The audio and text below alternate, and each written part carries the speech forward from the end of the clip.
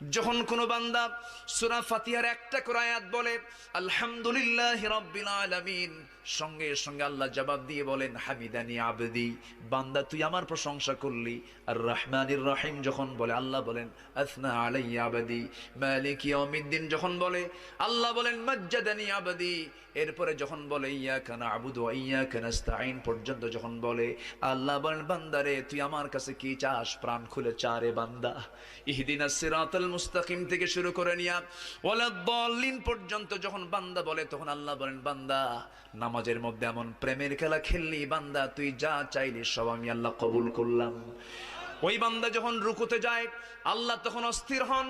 ওই বান্দা যখন সিজদায় যাওয়ার জন্য প্রস্তুতি নাই, সমস্ত ফেরেশতাকে ডাক দিয়ে বলেন ও ফেরেশতারা, এই বান্দাগুলো আমাকে দেখলো না, রাসূলকে দেখলো না, কোরআনকে দেখে হাদিসকে বিশ্বাস করে আমাকে খুশি করার জন্য তার সবচেয়ে সম্মানজনক